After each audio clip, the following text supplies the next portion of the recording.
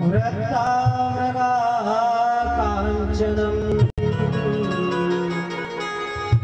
वैदेहरणं जटायुमरणं सुग्रीवसम्भाषणम्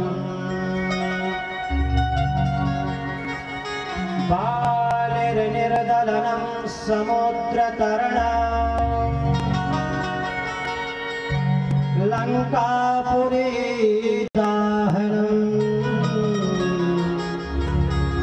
पश्चाद् रावण कुंभकर्णकर्णम्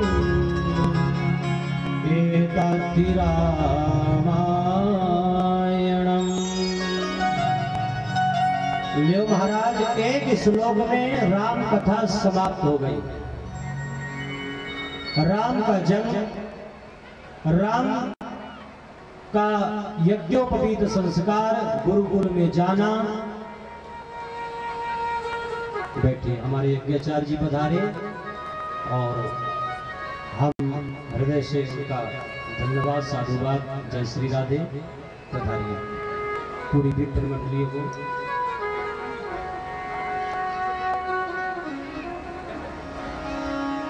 महाराज, एक श्लोक में पूरी रामायण समाप्त हुई। भगवान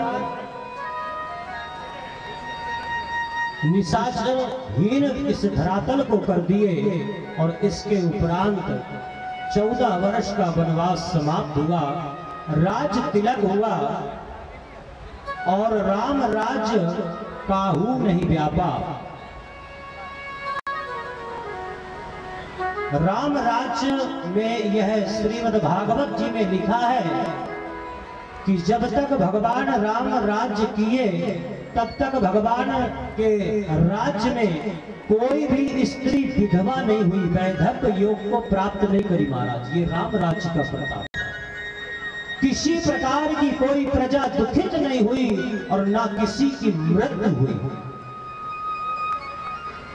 आप उठाकर देख लीजिएगा, ये वाल्मीकि की बात बोल रहा हूं मैं, वाल्मीकि रामायण की। वाल्मीकि जी में स्पष्ट लिखा है, और जो वाल्मीकि के प्रमुख प्रवक्ता हैं जगत गुरु जी, मैं नाम लेने की मेरी सामर्थ्यता नहीं है कि मैं इस व्यासपीठ से ऐसे महान भाव का नाम लूं। सोशल मीडिया, टीवी इत्यादि में आते हैं, आप जान गए होंगे राम भक्त कौन है और वाल्मीकि का ज्यादातर प्रवचन कौन करता है, कथा कौन करता है। ये सदैव इस बात को बताते हैं कि जब तक राजा राम का राज्य चला तब तक किसी की मृत्यु नहीं हुई और ना कोई भी स्त्री वैधव्य योग को प्राप्त हुई।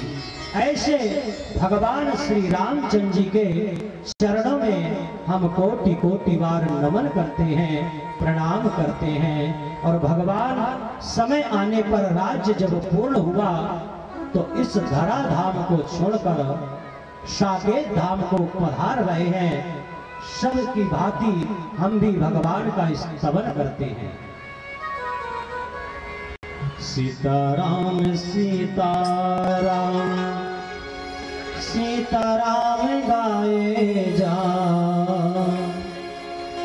सीताराम सीताराम सीताराम गाए जा, मेरे राम जी के चरणों में मन को लगाए जा, मेरे राम जी के चरणों में मन को लगाए जा, मेरे राम जी के चरणों में मन को लगाए जा, मेरे राम जी के चरणों में मन को लगाए जा। सीताराम सीताराम सीताराम सीताराम सीताराम गाए जा, मेरे राम जी के चरणों में मन को लगाए जा, मेरे राम जी के चरणों में मन को लगाए जा, मेरे राम जी के चरणों में मन को लगाए जा। काली सेवा करते हुए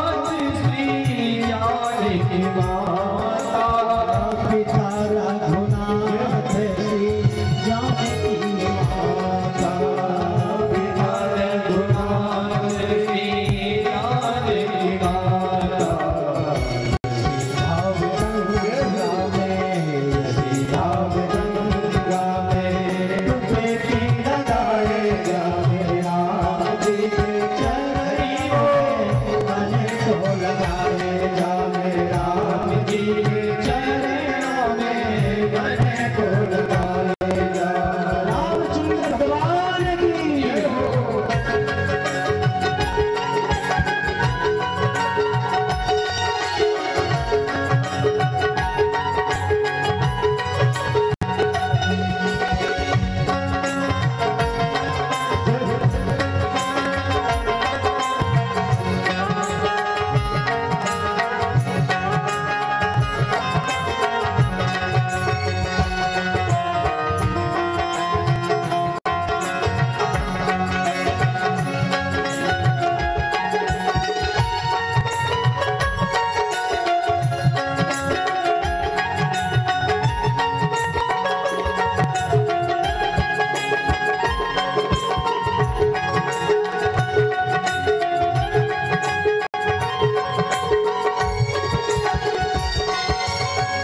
दुनिया भर में काहे भटकता, दुनिया भर में काहे भटकता, दुनिया भर में काहे भटकता, दुनिया भर में काहे भटकता, द्वारे द्वारे शीश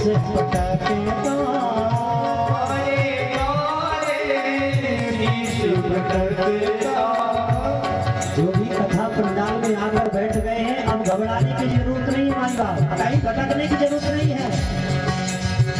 द्वारे द्वारे काहे भटकता,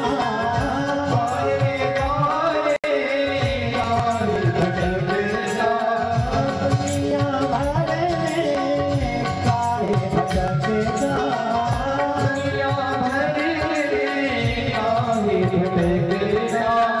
द्वारे द्वारे शीश भटकता, द्वारे द्वारे शीश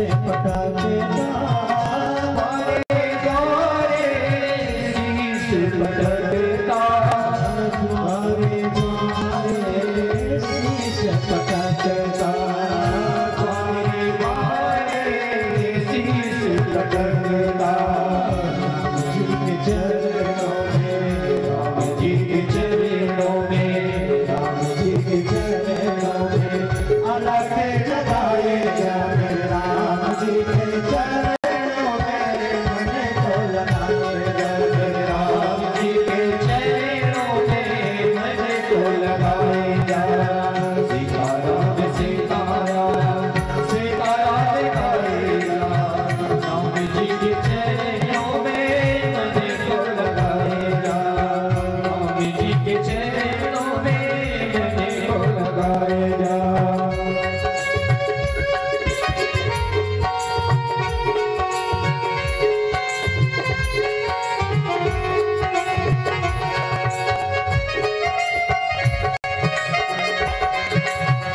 प्रेम से तालियों की सेवा देते हुए भगवान जा रहे हैं और हम आप उनका इस्तेमाल कर रहे हैं, तो कम से कम तालियों की सेवा तो बनती है महिला।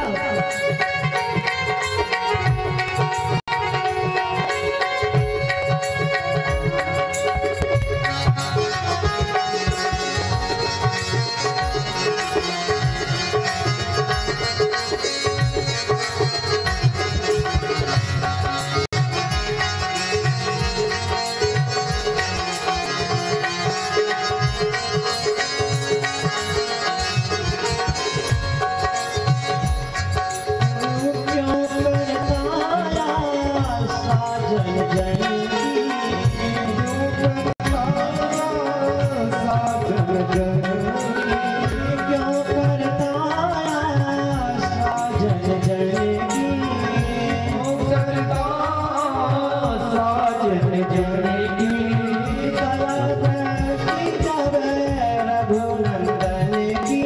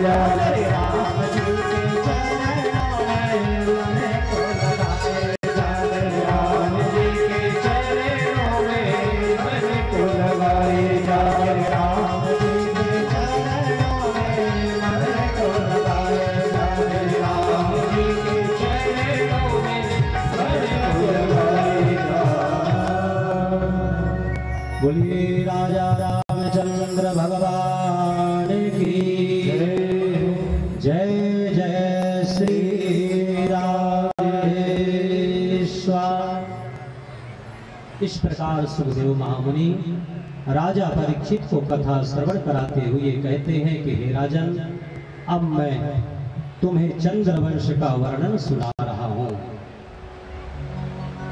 वसुदेव गृहे साक्षात् भगवान पुरुषः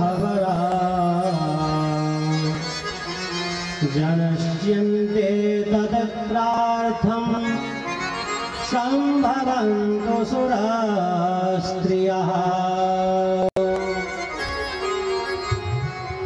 महाराज, यह चंद्रवंश कहां से चला और कैसे चला, ये मैं तुम्हें श्रवण करा रहा हूं। नारायण से ब्रह्मा और ब्रह्मा से अत्रि और अत्रि से चंद्रमा और चंद्रमा से बुध और बुध से पुरुरवा, जिनको ऐल भी कहते हैं।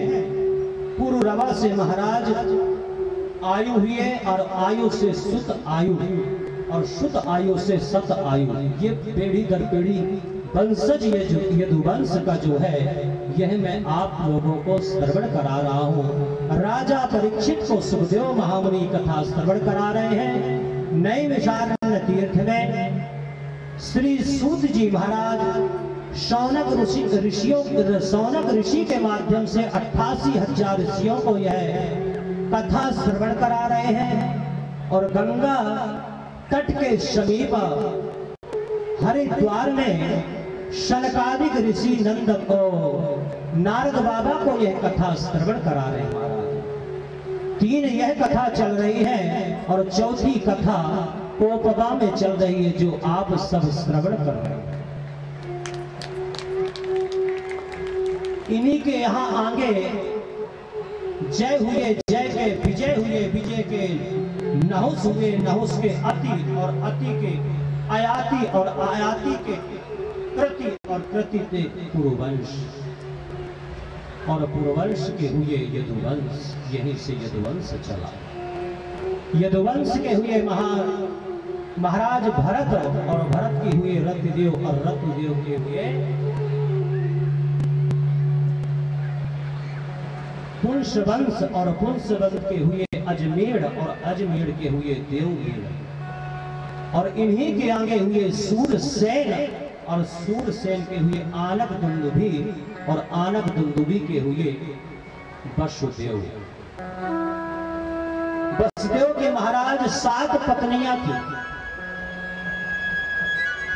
लेकिन समय नारायण का कारण जैसे माला जपा जाता ना, सीताराम सीताराम सीताराम, ऐसे मैंने सब राजाओं के नाम बता दिया और आगे बढ़ा।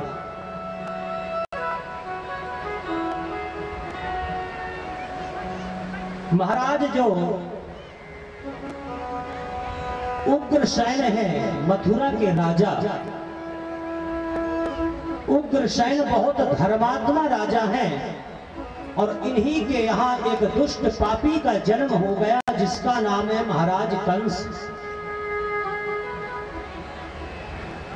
लेकिन शास्त्र कहते हैं, समाज कहता है, विद्वत सभा कहती है महाराज कि जिसके जैसे बाप महतारी उसका वैसा लड़का, जिसका जैसा घर द्वार उसका वैसे घर पर। तो जब उग्रसेन धर्मात्मा राजा है तो इनके यहाँ पापी कंस कैसे जन्म ले लिया। 2 मिनट का समय तो यहाँ लूंगा ही, भले मेरी छवि धूमिल की जाए बाद में उसमें झेल लूंगा। बोलिए जय श्री राधा। ये कंस है कौन और कंस कहां से आया? 2 मिनट का समय लेते हुए कथा को आगे बढ़ाऊंगा। जो उग्रसेन की पत्नी है महाराज, जिनका नाम है पवन रेखा, यह पवन रेखा एक समय की बात है। सुखदेव महामुनि राजा परीक्षित से कहते हैं कि हे राजन, ये अपने मायके गई और मायके जब पहुंची तो उनका मासिक धर्म चल रहा था। और मासिक धर्म जो माताओं का होता है, उसमें जो स्नान का दिन था, ऋतु स्नान की, और ऋतु स्नान के बाद ठीक मध्याह्न कालीन सोची कि सब अपने अपने इस समय घर में है, क्यों ना चला जाए और कुछ सैर सपाटा कर लिया जाए बाग बगीच में। तो बाग बगीचा में सैर भ्रमण करने के लिए चल पड़ी महाराज। और वहीं पर एक दुंदुभि नामक एक दैत्य रहता था उसी बगीचे में।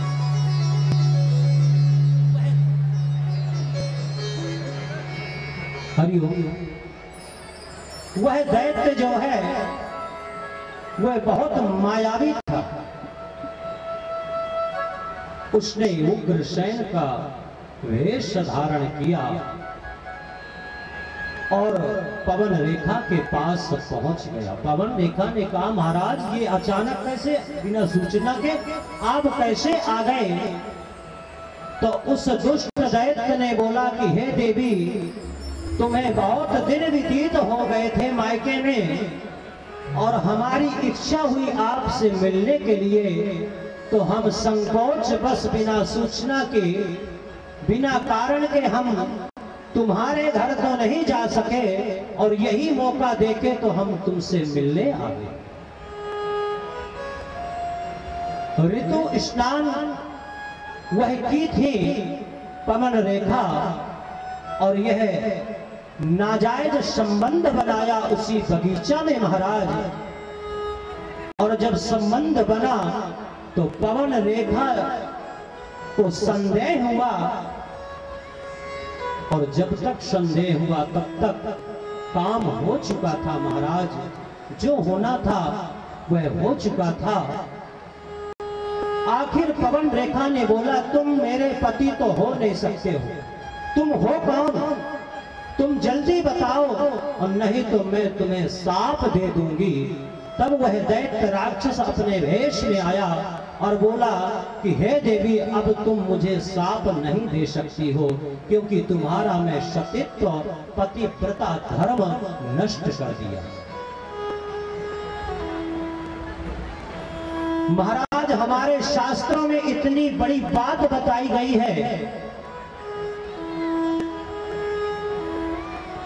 ये जितने संतान है, चाहे विद्वान हो, चाहे कोई भी नेता, मंत्री, मिनिस्टर, कलेक्टर, एसपी, जितने हमारे महान पद जो हैं, और महान लोग ही ऐसे पद में बैठते हैं, शंकराचार्य क्यों ना हो, प्रधानमंत्री और राष्ट्रपति क्यों ना हो, ये कोई राम जैसे प्रकट नहीं होते। ये सब माता के गर्भ से ही पैदा होते हैं, चाहे मैं हूं और चाहे आप हो, चाहे संसार में कोई हो। इसलिए सर्वप्रथम हमारी माताएं जो हैं वह आदरणीय है, पूजनीय है। धन्य है माता जो ऐसे महान पुरुषों को जन्म देती हैं और पालन पोषण करती हैं। लेकिन कितनी सूक्ष्म गति है हमारे धर्म की, जरा दृष्टि डालिए। जब कन्याओं को या माताओं को मासिक धर्म होता है महाराज, उस समय वह किसी वस्तु का स्पर्श भी नहीं उन्हें करना चाहिए। पूजन पाठ की सामग्री को नहीं छूना चाहिए, एकांत भाषा बना लेना चाहिए। यहां तक हमारे धर्म में लिखा है कि जब ऋतु स्नान करें तो सर्वप्रथम अपने पति का चेहरा देखें। तो बोले भैया आजकल पति साथ में रहते कहाँ? देवी जी यहाँ तो पति देव कहीं ऑफिस में, कहीं नौकरी में। भाई सबकी एक तरह की व्यवस्था तो नहीं हो सकती है। तो बोले यदि पति नहीं है तो पति की फोटो रख ले और ऋतु स्नान के पश्चात वो सर्वप्रथम यदि किसी का चेहरा देखे तो वह अपने पति का देखे। यदि फोटो भी ना हो तो दर्पण में अपना स्वयं का मुख चेहरा देख ले, तब जाकर दूसरे पर दृष्टि डाले। इतनी सूक्ष्म गति है हमारे धर्म की महाराज, इसलिए तो सनातन धर्म से कहते हैं। यह तक लिखा है कि गर्भवती स्त्री माताएं किस कलर का कपड़ा पहने तो कैसा वह पुत्र जन्म जो होगा वो कैसा स्वभाव होगा। उस समय उन्हें लाल और पीला ही पहनना चाहिए। हमारे धर्म का प्रमुख यह पहचान है, वस्त्र की कलर है, रंग है। महाराज काला कपड़ा उस समय नहीं पहनना चाहिए माताओं को। अंतोगतो इन्होंने उस समय यह ऋतु स्नान की थी, इन्हें सैर सपाटा नहीं करना चाहिए और यह गए तो उसका दुष्परिणाम इनके सामने आ गया। और इन्होंने अपने पति उग्रसेन से यह बात को छिपाया नहीं है, सारा समाचार बता दिया, सुना दिया और उग्रसेन ने अपने आप में दफना लिया। और उसी का परिणाम निकला कि इनके यहाँ कंस का जन्म हुआ। यह इस जन्म के बाद जैसे युवा अवस्था को प्राप्त किया महाराज, ये बाल अवस्था से उद्दंड था। आए दिन अनेक प्रकार की शैतानी करता था, अभद्र व्यवहार करता था। कुछ लोगों का स्वभाव हो जाता था क्योंकि यह दुष्ट दुराचारी है, इसलिए इसका ऐसा स्वभाव। महाराज आज इसको जब कुछ नहीं मिला तो अपने पिता को ही यह बंदी बनाकर कारागृह में पटक दिया और स्वयं उन्हीं के उस राज्य सिंहासन पर बैठ गया। और सारे अपने राज्य में डंका पिटवा दिया कि आज के बाद कोई भगवान नहीं है, यदि कोई भगवान है तो वह राजा कंस। कुछ लोग होते हैं कि अधर्म का साथ देने के लिए, अपना काम निकालने के लिए, बनाने के लिए अधर्म का भी साथ देते हैं, जो कि हमें अधर्म का साथ कभी जीवन में नहीं देना चाहिए। तो इसके मंत्री बन गए, सब हो गया, और जो इसका साथ नहीं दिए तो सबको बंदी बनाकर कारागृह में पटक दिया। कुछ इसके पाप और भय से राज्य ही छोड़कर भाग गए, जंगल में रहने लगे महाराज। इस प्रकार का इसने उपद्रव मचाया। जब इसकी पूरे राज्य में थू-थू होने लगी तो ये सोचा देखो प्रजा मेरे से रुष्ट हो रही है, कुछ ना कुछ करा जाए, षड्यंत्र रचा जाए। तो इसकी जो चचेरी बहन है, सगी बहन नहीं, जिसका नाम है महाराज देवकी, वह देवकी का विवाह अपने मित्र वसुदेव के साथ पक्का कर दिया। वसुदेव जी बारात लेकर आए, पाणी ग्रहण संस्कार हुआ और यह दिखावा करना चाह। कुछ लोग दिखावा के लिए यह सब करते हैं और कुछ लोग इतना बड़ा आयोजन करते हैं जहां एक नहीं 5 से 7 हजार 9 हजार जनता जनार्दन प्रतिदिन भोजन करती है और उनका नाम देखो महाराज तो कहीं पंपलेट में कहीं दिखाई नहीं पड़ता। ऐसे हमारे जो सिंह साहब है मुन्ना भैया, मैं उनके लिए संकेत करता हूं कि देखो तो वह दिखावा में नहीं गए, उन्होंने इतना सब बड़ा आयोजन किया लेकिन उनका नाम मुझे कहीं नहीं दिखाई पड़ा। और कुछ लोग तो थोड़ा सा काम करते हैं ना तो पहले अपना नाम बड़ा छपवाते हैं और फोटो लगवा देते हैं। लोग बाग जितने मेन गेट पर लगवाते हैं, आने जाने वाले जितने वो मेरे को पहले देख ले, मैंने ऐसा किया।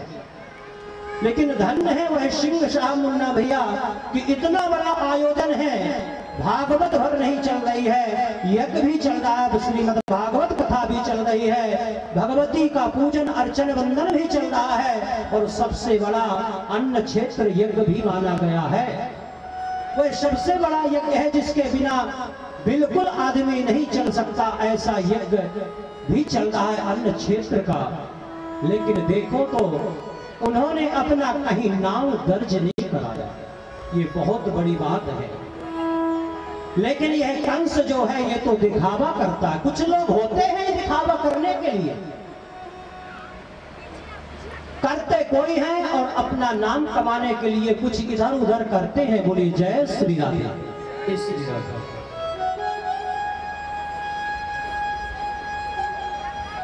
जब विदा होने का समय आया महाराज देवकी का,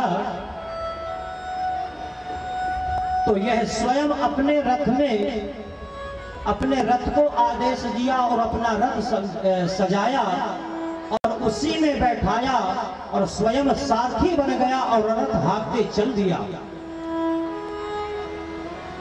देवताओं को लगा कि बड़ी सहानुभूति दिखा रहा है, अंदर कुछ और है और बाहर कुछ और है, क्यों ना